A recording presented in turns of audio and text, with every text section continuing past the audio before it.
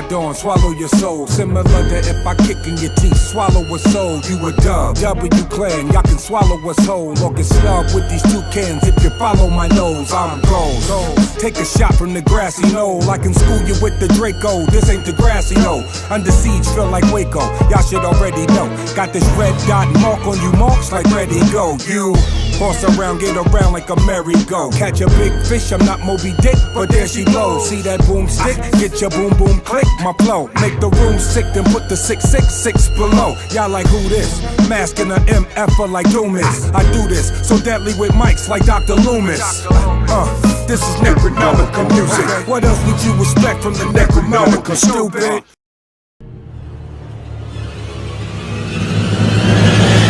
Groovy. Welcome to the Indie Corner. We're talking about all things independent comics. I'm Mikey. I'm Rebecca. I'm Seamus. And today, people, we're back at another episode of the Indie Corner podcast in our third week of our Fright Month event for the month of October, where we talk about spooky stuff and horror comics and horror stuff for the month. It's great. It's nice. It's wonderful. It's spooky. It's scary. And yes, we also have to do the whole, like, the woo, because, like, we didn't really do that as much. We didn't do that as much for the last ones. You missed that the first episode, yeah. That is true. So yeah, Fright Month is back. We're doing this third week. If you haven't already checked it out before, we did drop our first episode, which was covering James Tinian's The Closet, as well as the horror thriller dog book Stray Dogs, which was a lot of fun that me and Rebecca covered. So please check out those past two episodes. But yeah, we're not talking about those right now because we already did them. And we're going to be talking about kind of this is a follow-up to what we did last year. So people that don't know who are joining us, Rebecca and I last year, we did the comic book sequel to Freddy vs. Jason, which was Freddy vs. Jason versus Ash, because we're Evil Dead fans up in here. And then, because we've done Evil Dead books every Fright Month for the past like 3 years. But we covered that book, and I don't remember much from it other than that, like, I thought it was like, I don't know about you, Rebecca. I don't know what you remember from it, because it was just like, I remember us leaving the book being like, eesh. Like, kind of cool, but eesh, Well, just wait till we review this. But the only really recap you need for this is Freddy and Jason and Ash fight in the last one, and then there's a final girl from the last one in here for like 2 seconds. Yeah.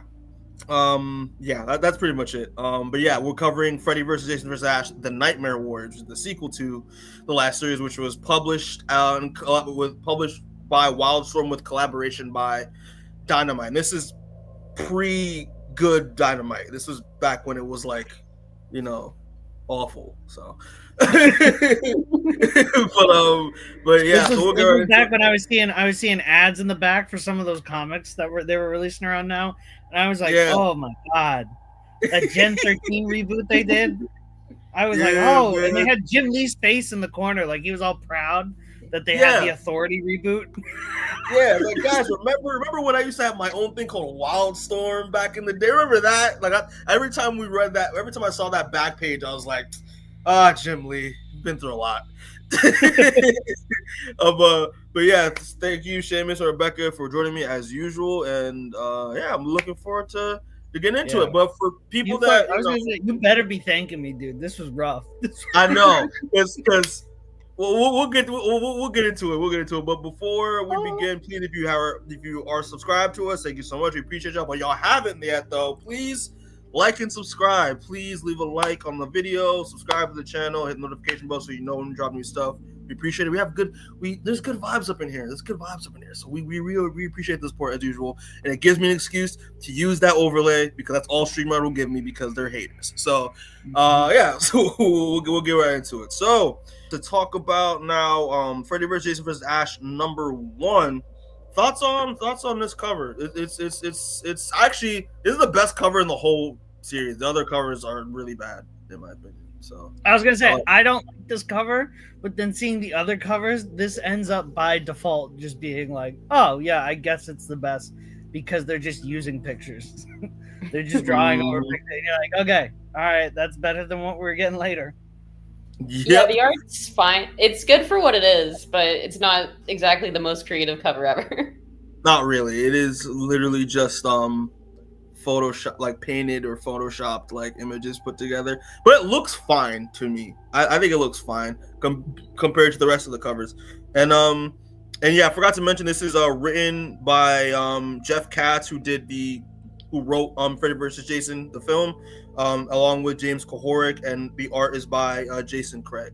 So yeah, we'll get right into it. So the issue starts up pretty much, I guess, where we left off. Yeah, like 24 hours later, so like literally right after we left off of the events of Freddy vs. Jason vs. Ash in Crystal Lake, because I remember at the end of the series, Ash defeats Jason by driving his car into Crystal Lake. So Jason's just chilling there, just freezing up, and he gets visited by, I guess, the ghost of Pamela Voorhees, just talking to him, pretty much telling him to wake up, and then they have things to do, people to kill, and and for people that don't know, in this version, Pamela Voorhees used the Necronomicon to bring Jason back to life. That is their reason for why Jason exists in this version of in this world. So he's technically a deadite in this, which is like, that's cool, I guess.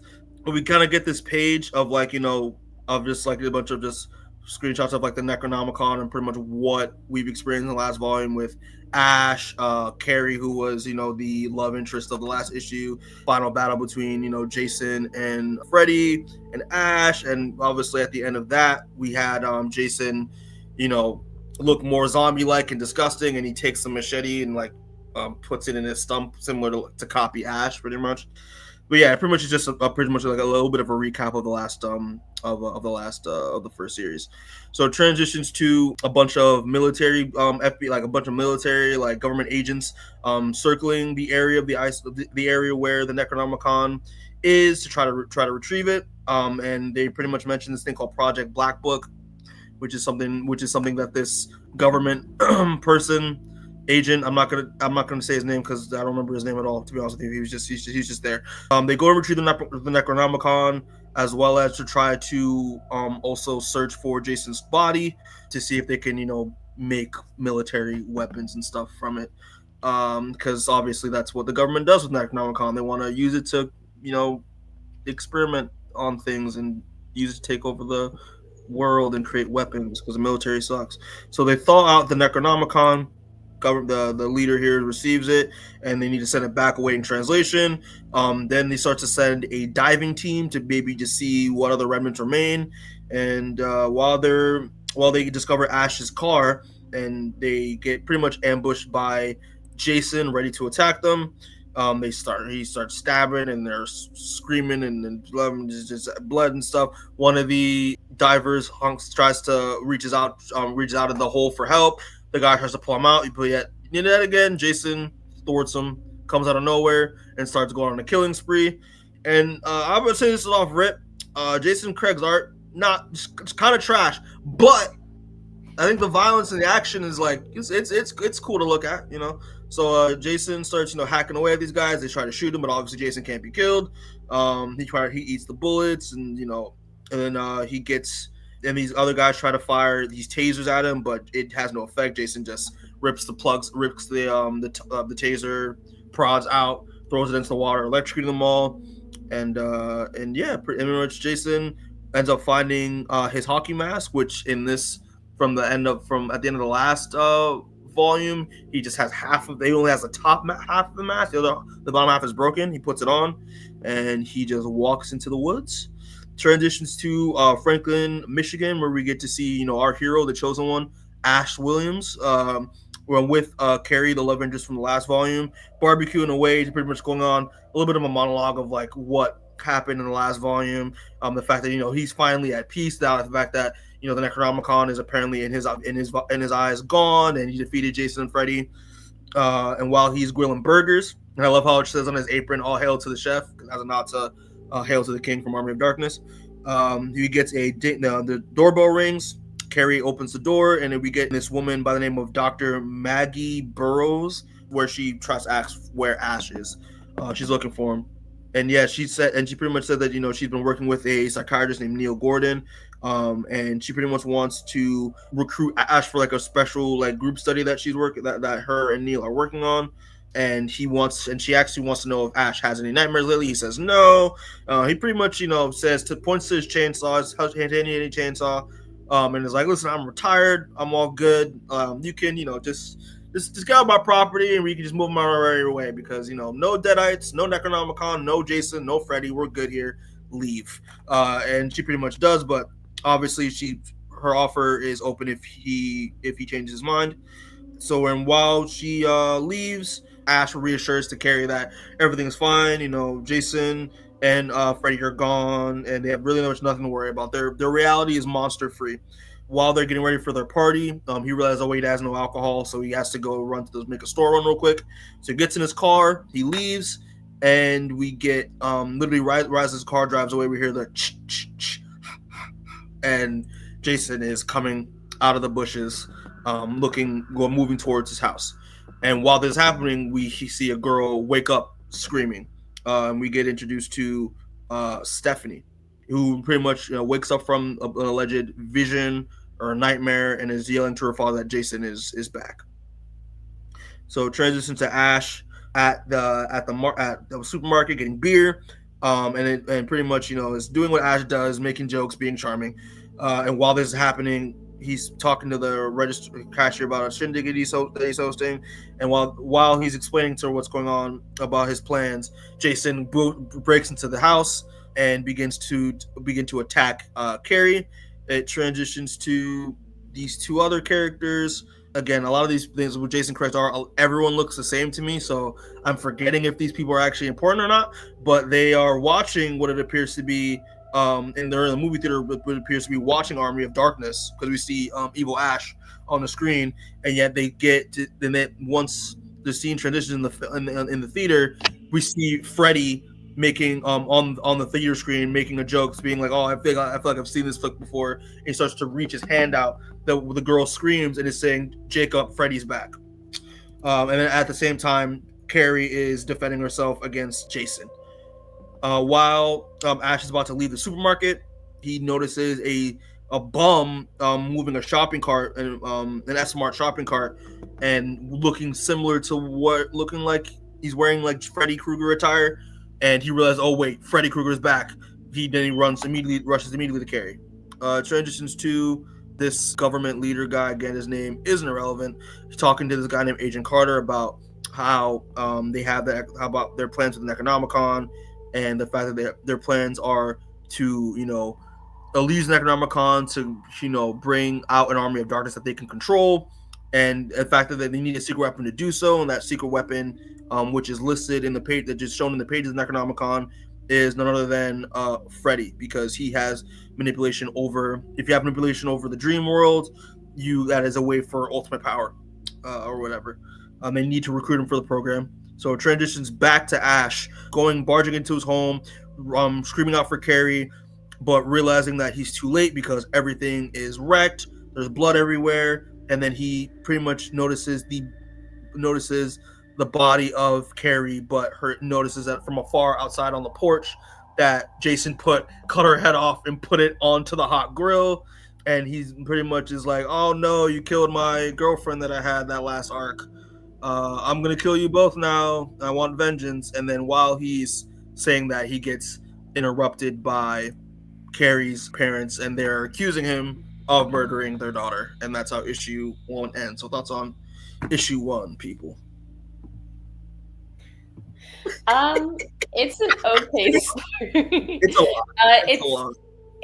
In some ways almost like generic. Like it doesn't feel like the government needs to be in this as like a player in whatever's happening. It feels kind of forced in that respect, because they don't really do all that much in this comic overall.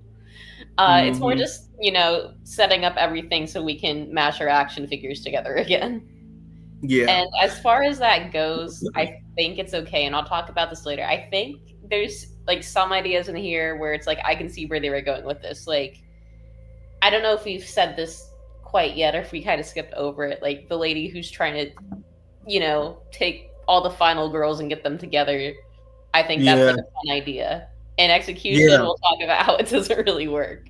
But there's seeds of like I won't even say interesting. There's seeds of like fun stuff in here.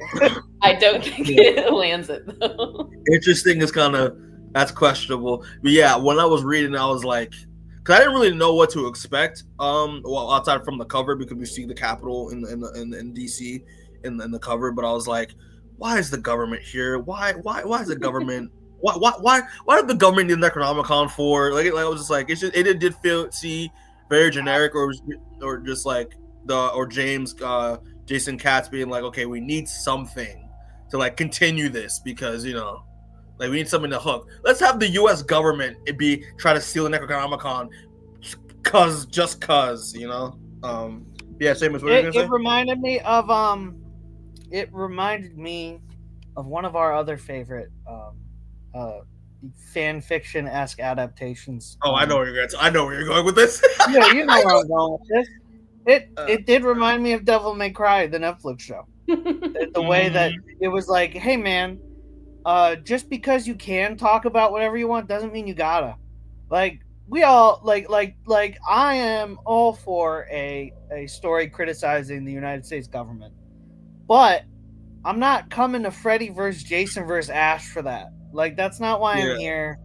Making the government bad guys feels kind of lazy, just because you're able to instantly have 3 dudes in suits go, yeah, I don't care about the souls of the dead. We need to power this fucking generator. And you're just like, yeah, I've seen that 1,000 times before. And also, Ash's girlfriend getting killed because he went to the store to get milk. It just feels so lazy and cliche that it's like, come on. Come on. You put her in the fridge.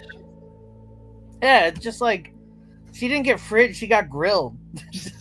It's just like, come on, like, wait, what are we doing here? It's just, and the art's just so okay. I don't know who did the art on this. Jason Craig's his name. Jason Craig. You had to have been like rushed to hell, because some of this stuff I'm like, yo, that looks so bad that I don't know why they would publish that. There are some faces in this series that I'm just like, oh.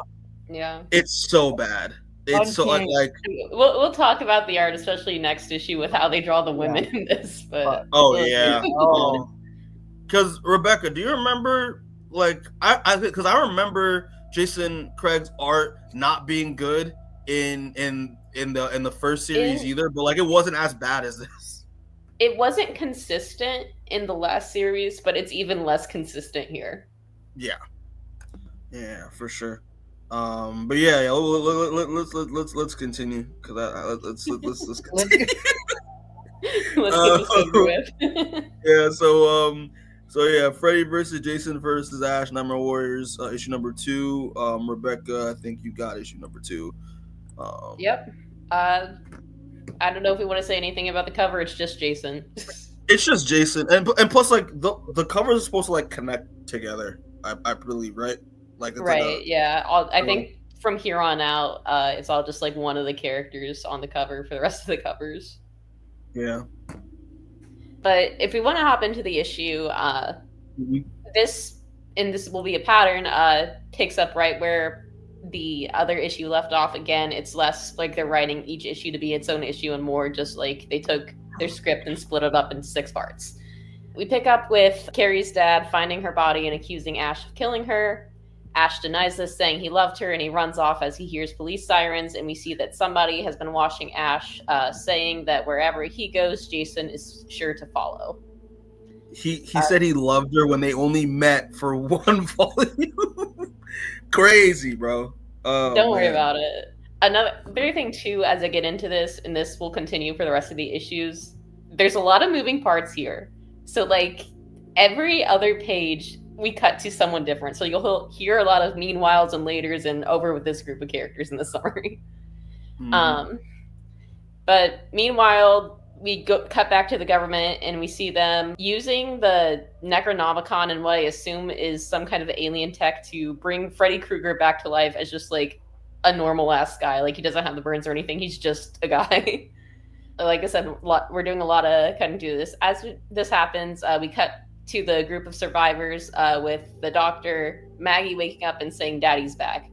Clearly that doesn't mean anything, but This quick scene is kind of pointless. And then, like, also in the scene, we just say one of the girls say she has a bad feeling about whatever is coming next. And again, this is like an example of egregious art for the females. They're all in like crop tops, like tight shirts, that kind of thing. And this shit is abysmal. Like it's like I understand that, you know, when these movies were made, you're there for violence and tits. I understand that, but it's 2009. We should have grown a little bit by now. Yeah. But later, we see Ash board a train towards Baltimore, and we see Jason not far behind.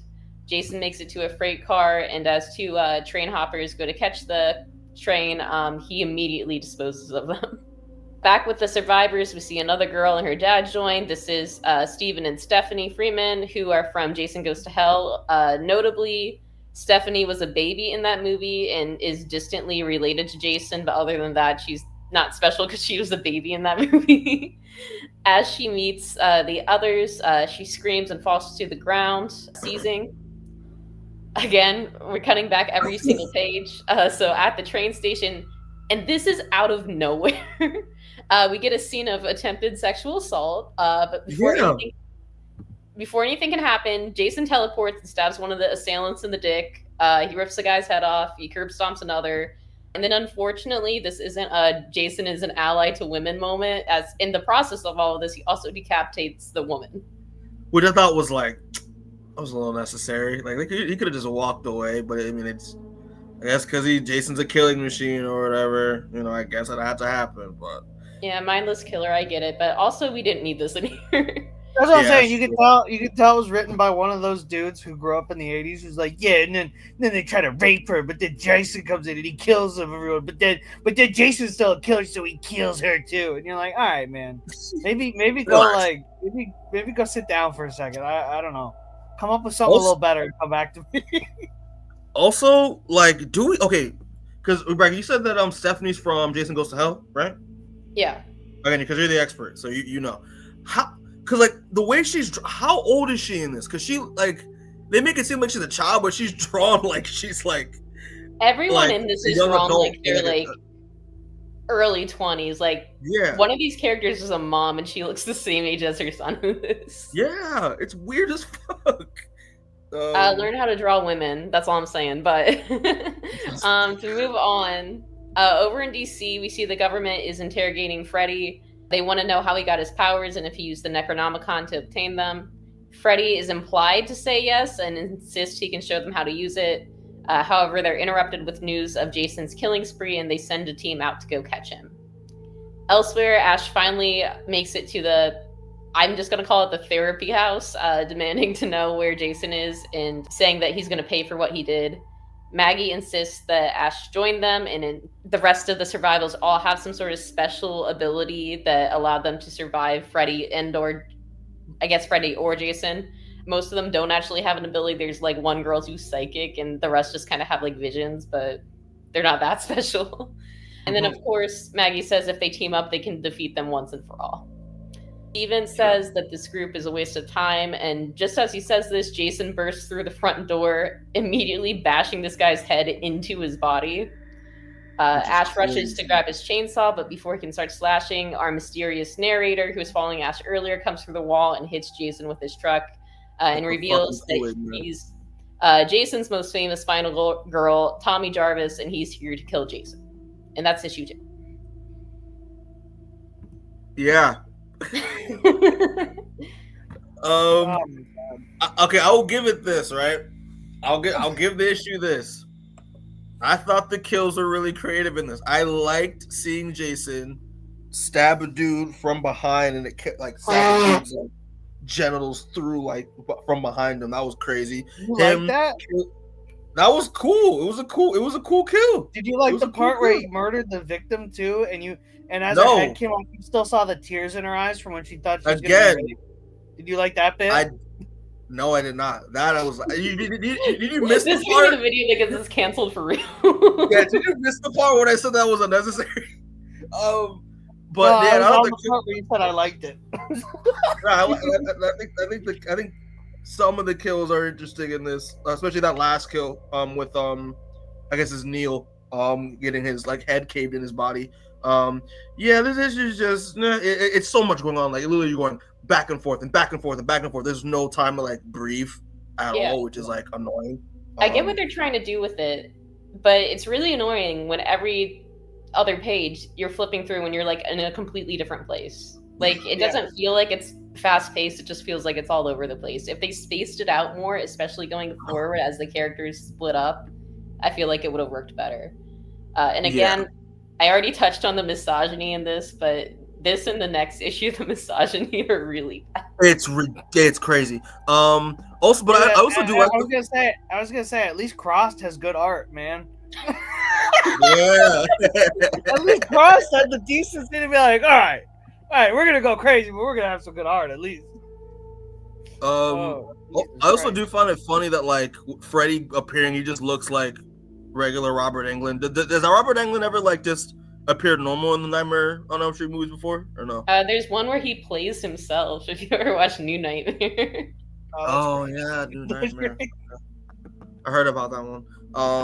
But yeah, other than that, it's just like it's like this issue sucks. It's just because there's so much happening in it. Like it's very hard to like It took me a while to read this one because it was too much to follow, Yeah, there's also like way more text in this than there should be for a Freddy versus Jason book. Oh yeah, it's wordy as hell. It's wordy as hell. But yeah, that's all I gotta say. And it's just like, yeah, just the art. This is like the art is not. It's abysmal. It's the faces, the purport, all of it's just weird. It's just weird. But yeah, I got nothing to say. Let's power through this. People don't shave it. It's like, Mike, you're killing me.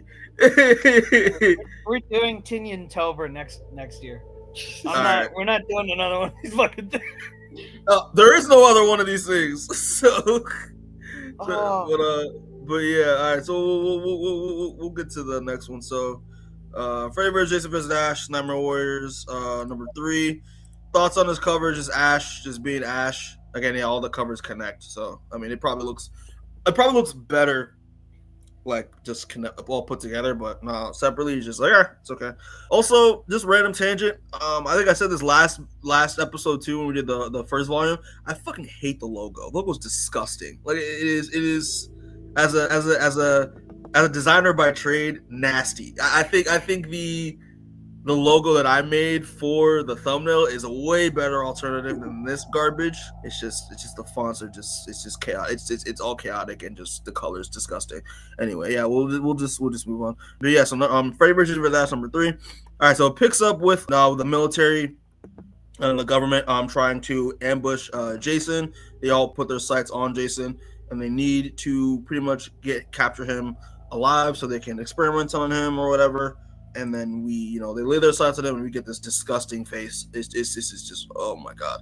And they start taking him down. They start shooting him. They start putting holes in them. And okay, to be fair, this is kind of funny. They riddled him with this man. They riddled this man with bullets, and then they realize, that's not gonna do much. So they get this thing called a snake biter, which is like a missile launcher with like 3 magazine with like 6 chambers on it. So they like immediately they shoot him and bombard him with missiles, and then then that's it.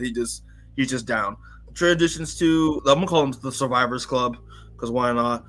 They're pretty much talking about how like their experiences with Jason and how Tommy is pretty much laying into them the fact that like he is the only one that can kill Jason. He says this a lot and doesn't give any explanation on why or how.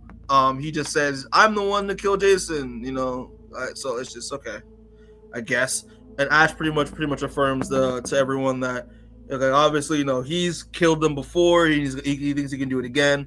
But Tommy rebuttals with him all. Like, it's the common thing with this book. Ash says, I think, even though I don't want to do this, I can kill them both. I've done it before. I can do it again. And Tommy pretty much rebuttals him to like, every time you kill Jason, he always comes back. Every time Freddy dies, he always comes back. So like it's a lose-lose situation here. And again, they're all pretty much explaining all their stories on their interaction with Freddy and Jason. And yeah, that's pretty much it. It's just a bunch of just Yeah, just I'm just pretty much explaining all their stories. It's not really that important. So transitions to Jason now in a government facility strapped to a gurney. Pretty much he gets strolled into a room where it looks like it's filled with a bunch of deadites. A bunch of deadites are locked in this facility, and this is when Freddy gets reunited with Jason, and Freddy's in his his normal form. And he pretty much tells Jason to welcome to the pit, and that he plans to the fact that the Necronomicon is he's gonna use the Necronomicon to gain ultimate power and all that stuff, yada yada yada. And he pretty much I kind of like this scene where he pretty much goes inside of Jason's head, which is surprisingly very empty, and it pretty much wants to make him a deal. The fact that he wants them to pretty much join forces, so that they can take over the world and kill as many people as they want, and absorb and eat as much souls as possible. Ultimate power, yada yada yada, and so he pretty much says are you with me? Are you against me? And pretty much he takes as yes, and as a prize to joining forces with Freddy now with the powers of Necronomicon decides to kind of give Jason a little bit of a rebirth, a little bit of an upgrade, because he's literally like a walking, talking zombie that's holding on by a thread, which he makes a joke about, and he decides to just make Jason hot. He makes him hot, and just gives him, he pretty much it's not, he doesn't make him human again. He does. He kind of just makes him. I got the impression he just made him. He still has his abilities, but he just pretty much makes him more human and more less ugly. So he basically just makes him not a corpse. It just makes him not a corpse, and he starts rocking double machetes, and I actually think this scene was actually kind of cool. So it transitions to DC, and the plan is for Agent Carter and the Survivors Club, along with Ash, to go to the Capitol to meet up with Maggie's father, because Maggie's dad says that she has a plan, that her dad has a plan. The fact that he has information that and that he runs Project Black Book, and the Survivors Club being there will give them a little bit of an edge now that Freddy and Jason are back. So they go inside, they meet up with the government leader that we've been seeing. Again, his name is not important. They pretty much raise their hand. He tells them to raise their hands up. They do. He oddly enough doesn't know who any of them are.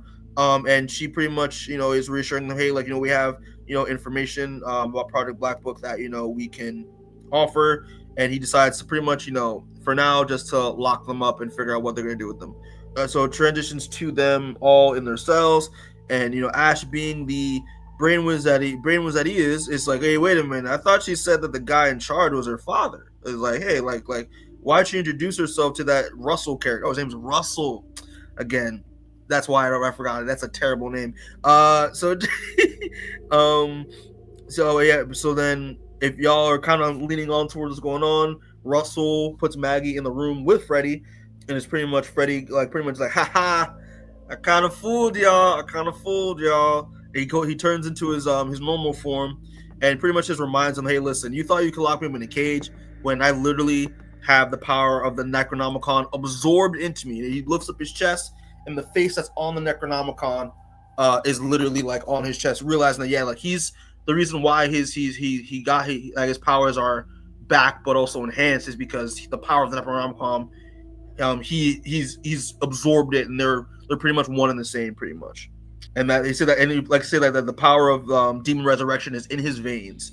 And while Russell pretty much tries to go for his gun and try to attack Freddy, and pretty much being envious because he says that the power of Necronomicon belongs to him, not Freddy. And while he goes over to attack him with Freddy's glove, I guess this is lore accurate, but he said that the glove contains most of Freddy's power. I guess Freddy's power.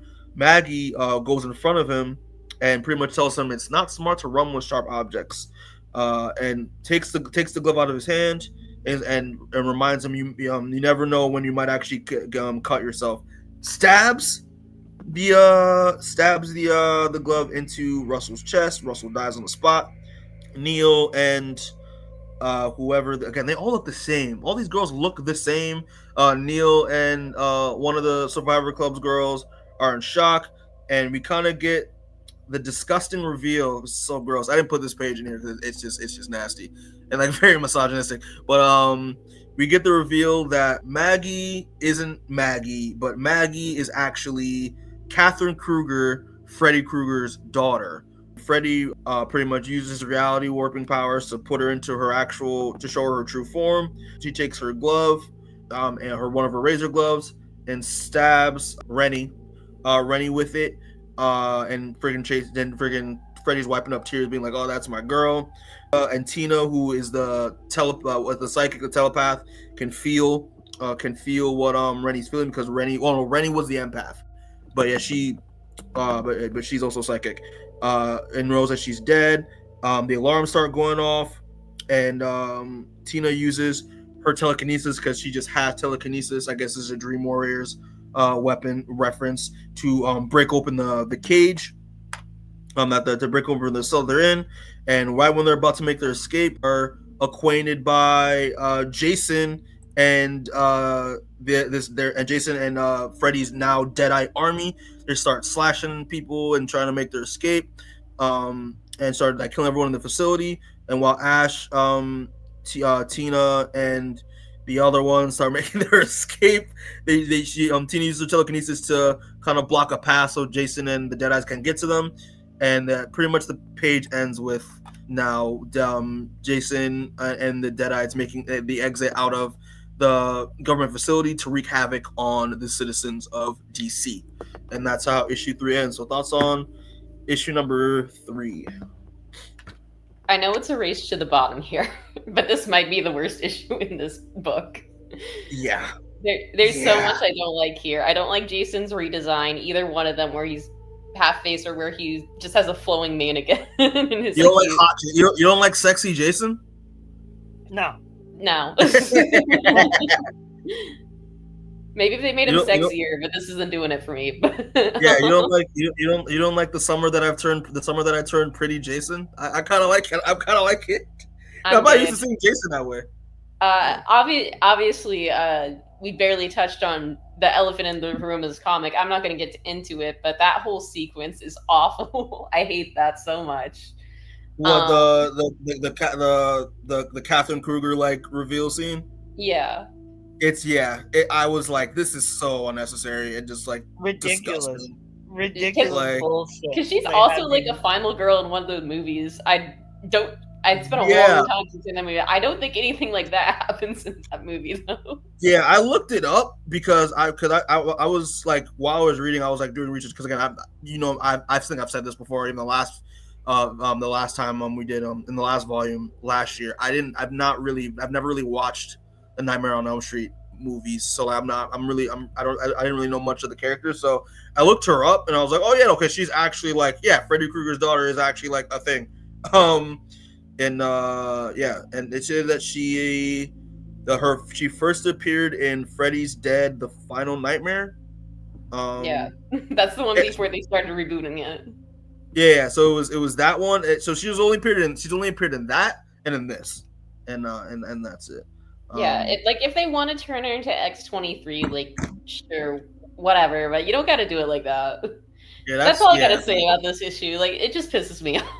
Like, I would, like, for people that like are watching this, I would describe it, but like, it grossed me out that much that I'm not going to. It was nasty.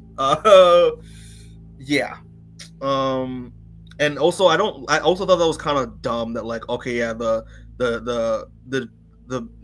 main serial killer villain coincidentally just has a daughter.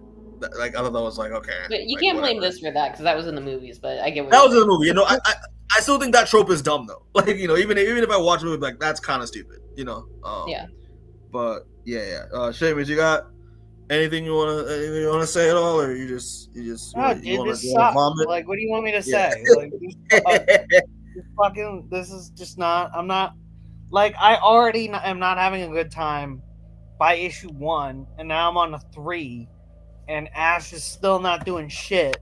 I'm just forced to watch a bunch of women get horrifically objectified and brutalized in the worst art I've ever seen. And now fucking Jason has long hair and he's hot. What the fuck? What are we doing here? What's going on?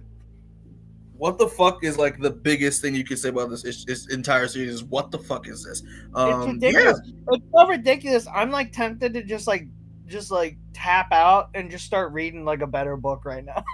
Like, I was straight up when I got to this issue, I was like, damn, I haven't read Somna yet. I heard that was a great book. Like, maybe I should read that. No, you should. Just give up. I mean, just a shameless plug, but we did Somna, and then we liked it. So exactly. We should have done Somna again and just been like, isn't this a great book? Oh man, this is great. Oh man, but yeah, we gotta continue. We gotta continue. Unfortunately, but by the time we get to Seamus's issues, we're gonna be on like 5-word summaries. You are literally gonna get because the 2 issues I have, not like you've read them. Nothing really substantive happens. It's literally just. Yeah. But all right. So issue number 4, Beck, you got that right? Yep. All right. Yeah, for the cover, this is probably the best of like the 3 as far as the art goes. But again, it's not like anything special. It's just Freddy. So moving on. Yeah, like I was say, who does the cover art for these? Like, they're not terrible compared to the interior. Yeah, I'm not going to worry about that right now. We can do shout-outs later. But so we open as a Deadite taunts Ash before he punches it. Ash and the girls are looking for the Necronomicon. They immediately find it, but before they can escape, they're attacked by what I can only describe as a Freddy-possessed Bayformer, because this came out in 2009. Ash manages to trick it into electrocuting itself, and the crew gets away. Outside, Jason and the Deadites are wreaking havoc. Jason spots Tommy, who was wearing a disguise because in one of the movies, his hobby was making masks, and Jason throws his machete at him, but misses. Tommy starts blasting him with some guns he pulled out of nowhere, seemingly aiming at nothing, and he gets captured by some Deadites calling him a chosen one. Of course. Elsewhere at the not Bates Motel, Jacob finds himself in a steamy dream with Stephanie. As they get it on, things get real hot as hellfire suddenly appears all around them. In dream, Stephanie pins Jacob down with her hair, telling him to go ahead and cry for his mom. Over at the Capitol, Congress is holding an emergency session, seemingly not about the whole Deadite situation, when Jason and said Deadites barge in. As you can imagine, a bloodbath begins, though it's still arguably not the worst thing to happen in the Capitol building. Back with Ash and...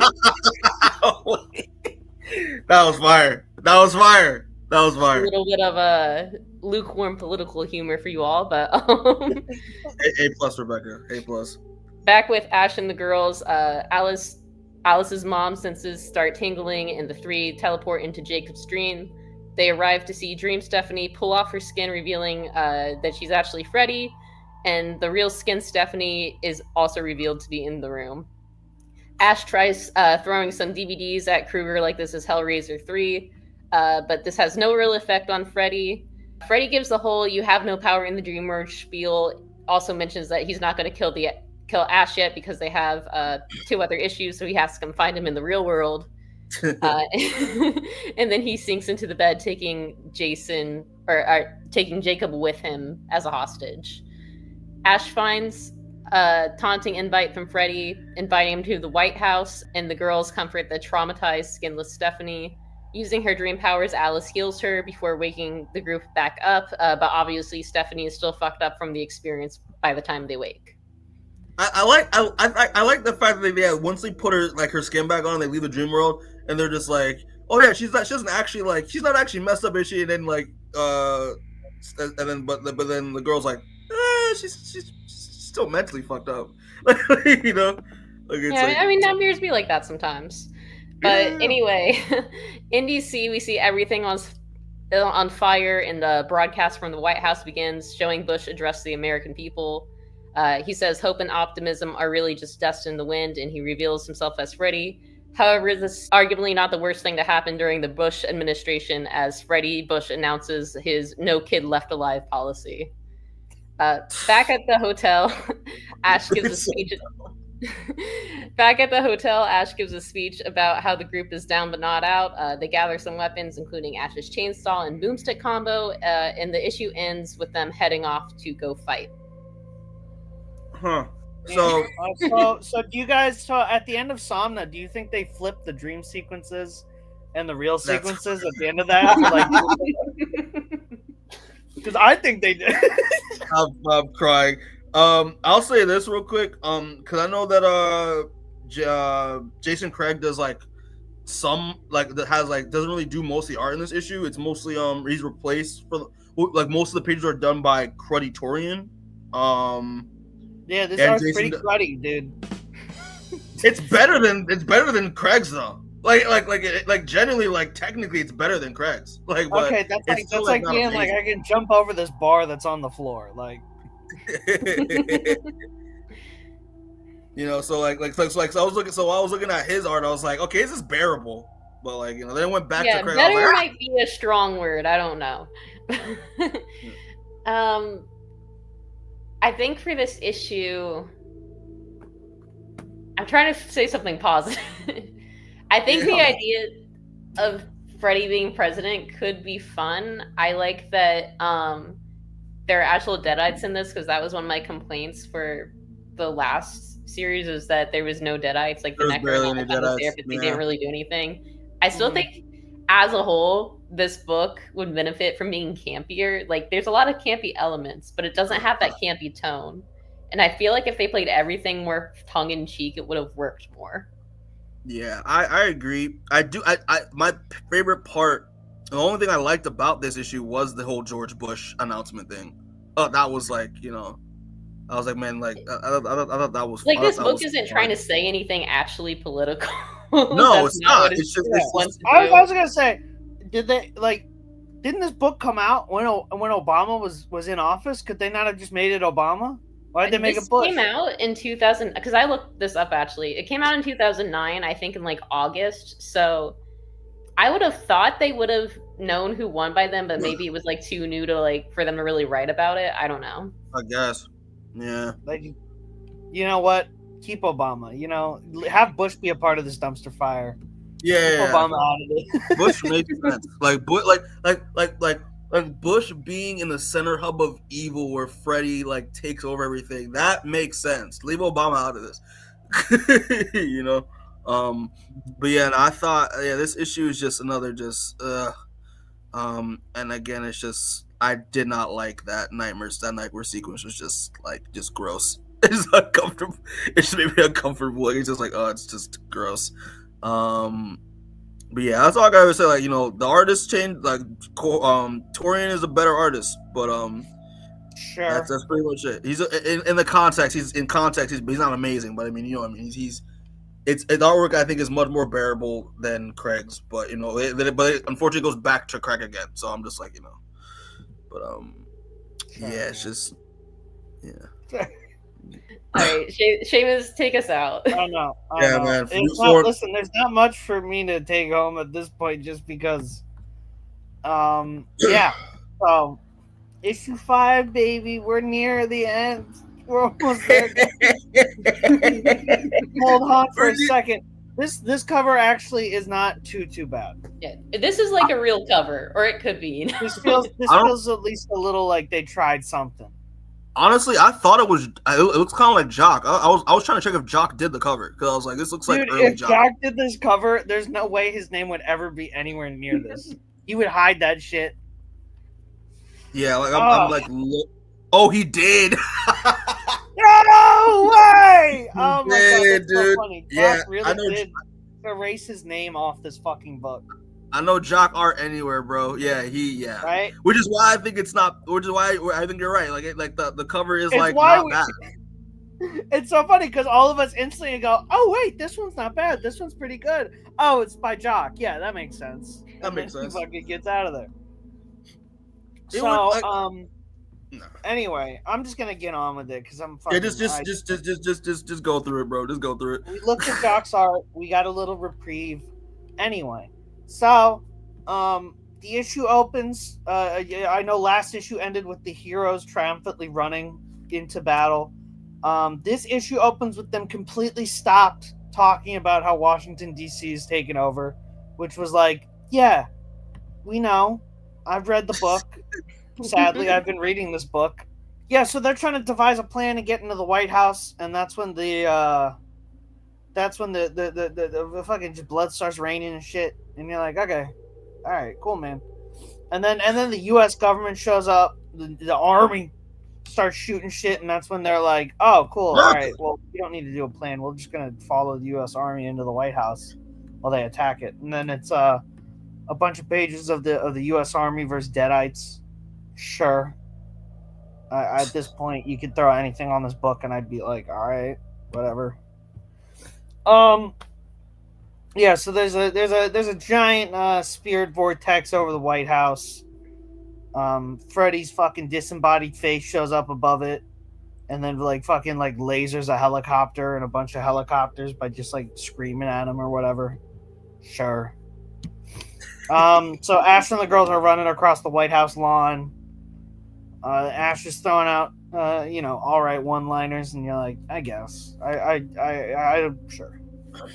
And then we get this. Stephanie's in a dream, in a church with Pastor Krueger, and hot Jason is crucified as Jesus, and then pops down to grab this lady from behind, and he's very obviously in this art grabbing her boob, which I was like, very out of character for Jason to be copping a feel. I don't remember him doing that, but whatever.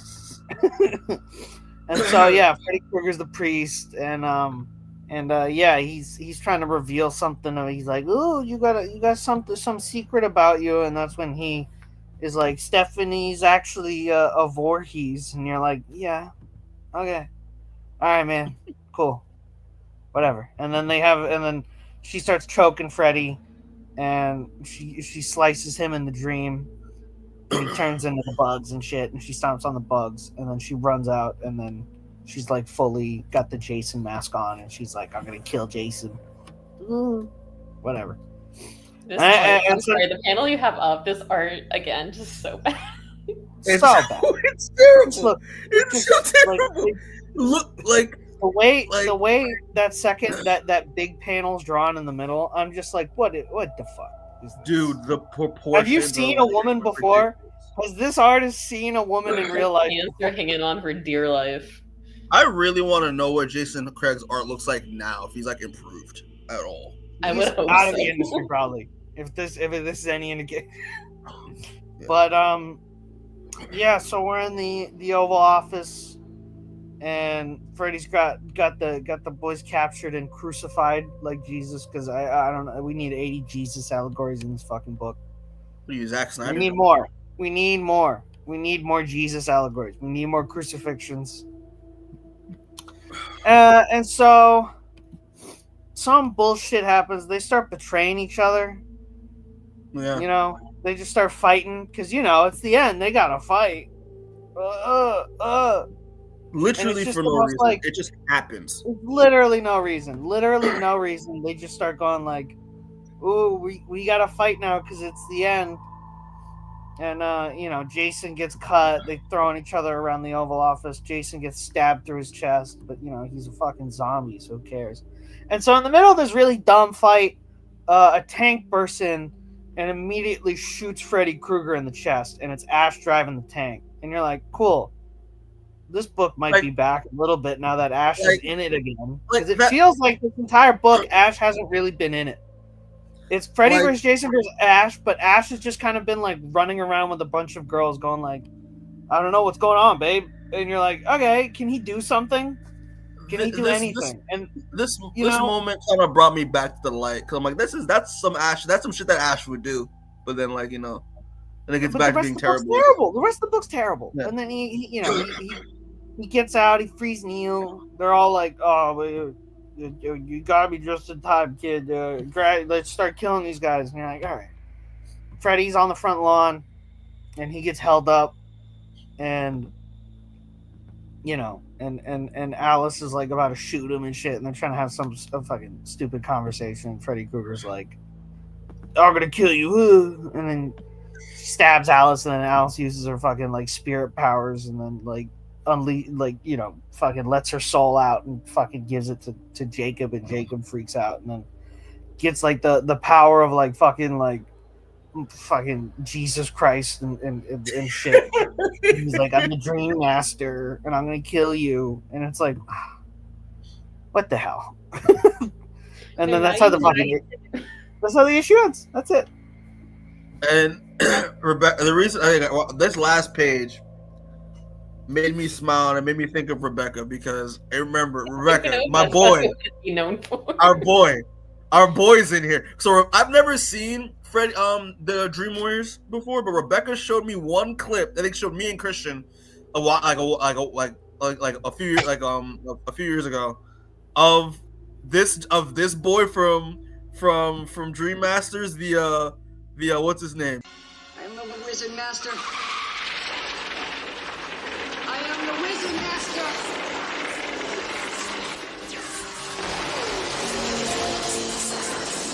The fucking Wizard Master. Let's go. This was the only redeeming quality of this book for me. Of this issue was like, okay, we get to see the Wizard Master again. Yes. That poor kid. That poor kid. I don't know who that is, so this whole book just sucked. Yeah, these are all just cameos. I don't know if anyone else's screen is frozen, but yeah, mine. I don't know what happened. Okay, these are all just. Should I wait or should I keep going? No, dude, the episode's trying to kill itself right now.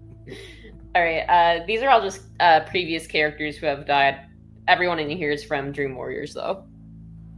Okay. The art was so bad. StreamYard was like, no. StreamYard like cooked us. Oh man, hold on. Let me pause. All right, bet. But yeah, Wizard Master. That's all I gotta say. The book sucks, but Wizard Master, we're back. That's pretty much it. What's the next issue? Issue 6? Is it? Issue 6, the last one. The last one. Yep. Again, good job. It's Jock again. There he is. It's good Jock. Good Jock shit. Hey, there's a boy. There's a boy, Doc. All right.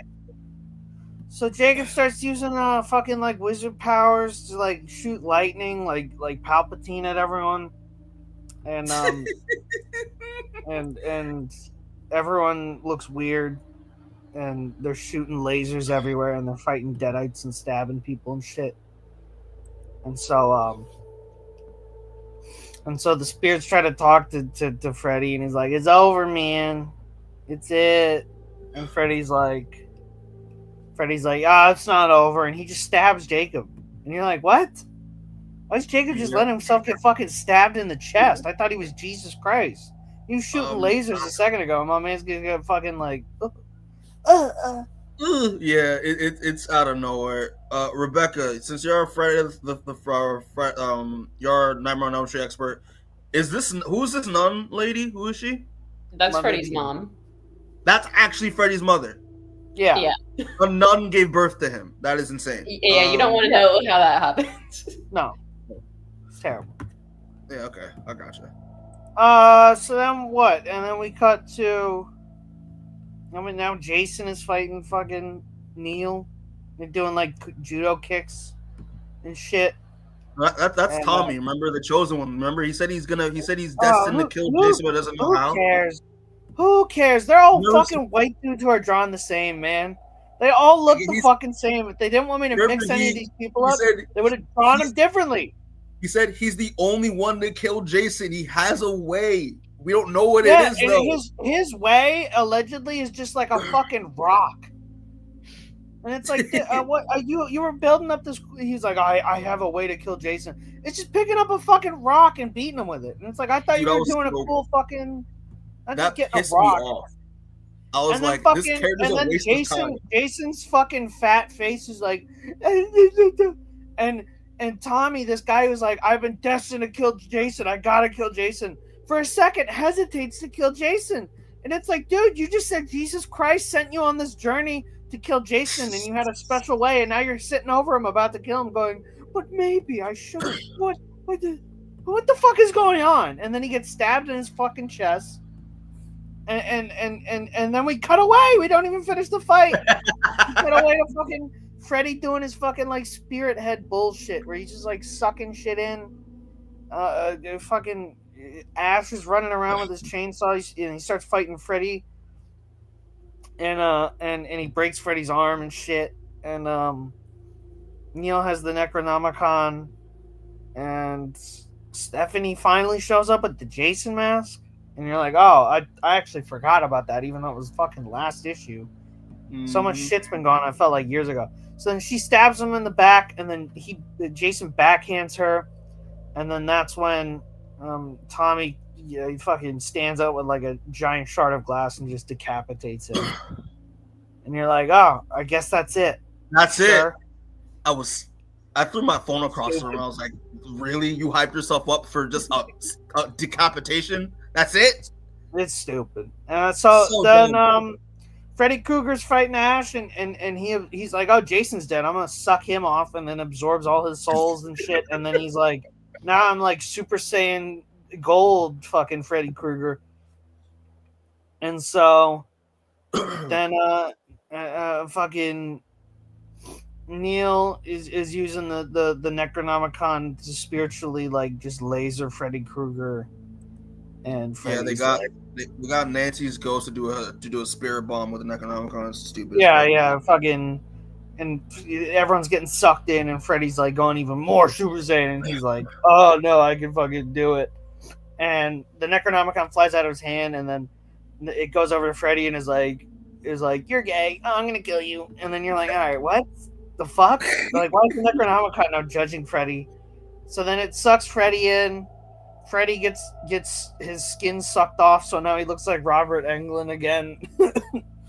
And, which is hilarious. It's like oh, he's Robert Englund again. That's funny. Yeah, and now he's just a nude guy, and then Ash shoots him in the chest, and he flies into the fucking portal. And Nancy's like, "Oh, he's dead. We did it. I'll be over waiting for you on the other side." And Neil's like, "Oh."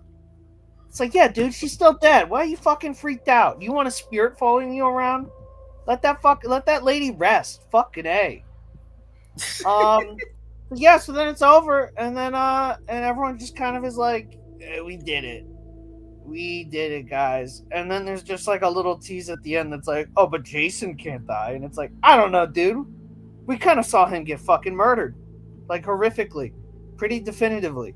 His soul was sucked out of his body. I don't know how he can't resurrect from that. Like, anyway, that's it, guys. We did it. That's it. Fucking holy shit, that was not good.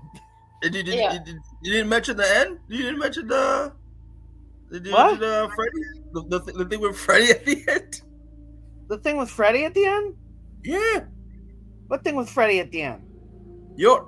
Really? This thing with Freddy at the end, where like where they do the thing where it's like, is Freddy here? Is Freddy back? Where was that? Where you seeing? Oh, that's like at the like epilogue or whatever, where he's just like in the clouds. Yeah, epilogue.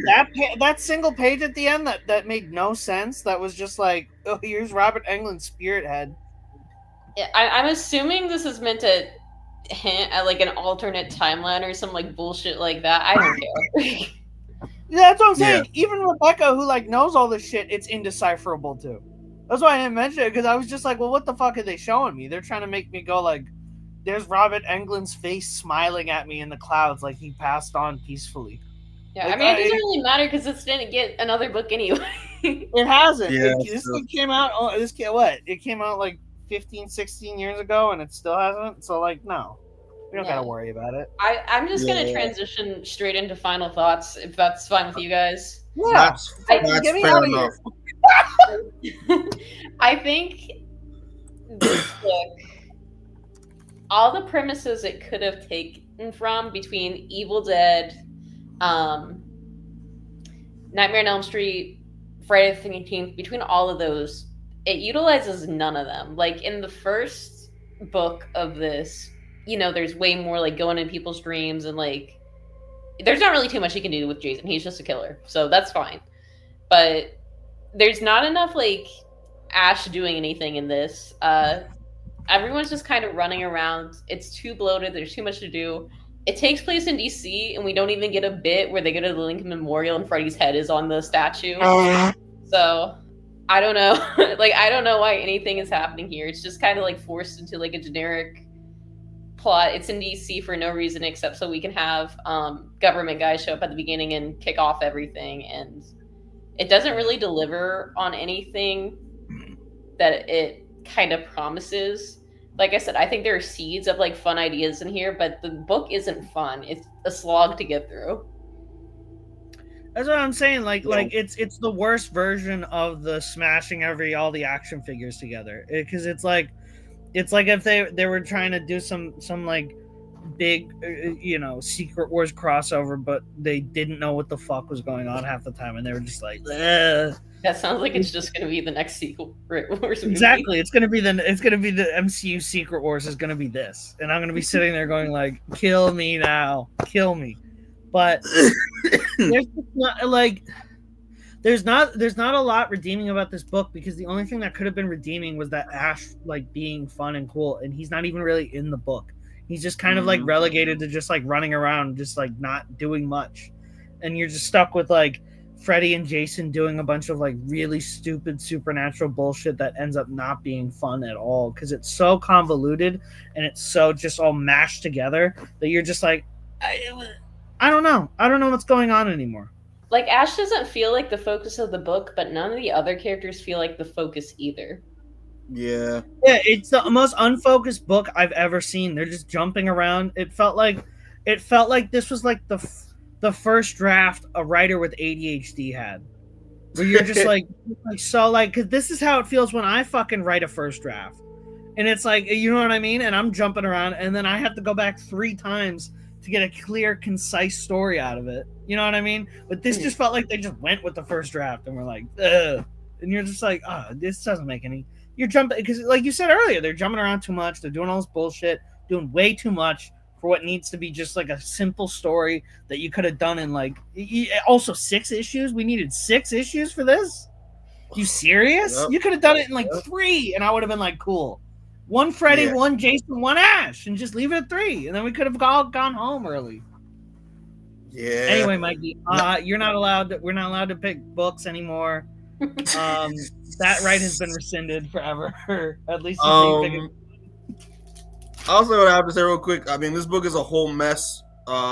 Again, writing is convoluted and just confusing, and you try to cram too much stuff, and it just becomes a complete mess. The artwork, I don't want to rip this man too hard, but it's really bad, and I really hope. I mean, this was 2009, so I'm really hoping that Jason Craig has improved. Like, I'm gonna look him up to see like what his work looks like now. If it's the same, then I've lost all hope for this man.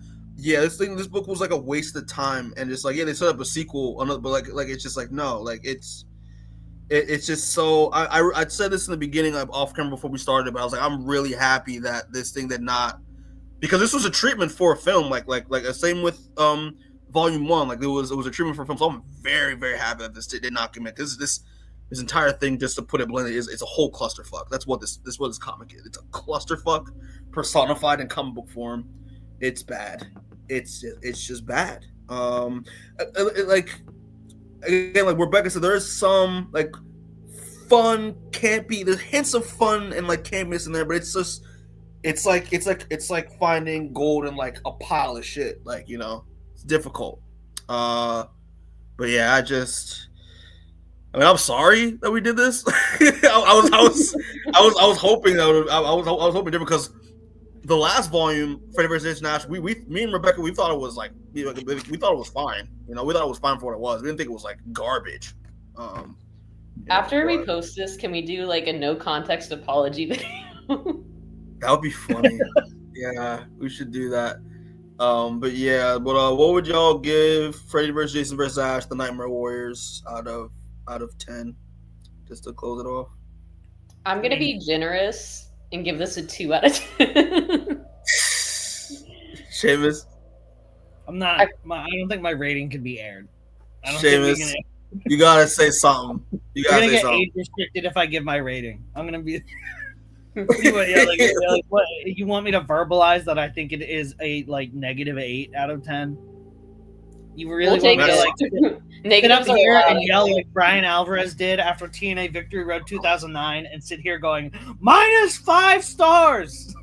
Like that's what it is.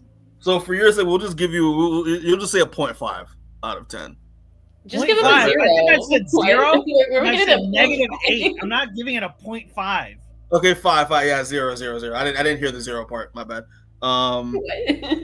Yeah, I'm gonna give it it's like a 1, a 1.5. I'll say 1.5 just to be generous. This book is bad. Again, y'all don't gotta, if y'all watch this, that's cool. I mean, we had fun making fun of it. But yeah, don't read this. Luckily, it's out of print, so like, it's hard to find. Even though it's like last time I saw it was on eBay for like $200. I'm like, I don't think people want to spend $200 on the volume of this. But yeah, that's it. I mean, this could have just been, better. That's all I gotta say. This could have been like Seamus and I could come up with a better version of this by far. Like in our sleep. It's so easy. Yeah, but yeah, people, that's pretty much it. So just to close it out, thanks for everyone who are watching this or will watch this. We appreciate it. Please hit the like button, subscribe, and hit the notification bell so you know when we drop new stuff. Again, this is Fright Month, so again we're into our third week of Fright Month so far. So again, check out The Closet, check out Stray Dogs. Those are really good episodes. We had a lot of fun recording. We are trying to figure out what we're gonna do for the last 2 weeks of the month. But I'll be dropping posts on that soon. Yeah, as always, check out the After Darks. Check out Seamus, you want to do an After Dark for NYCC at some point? Because I know you were there.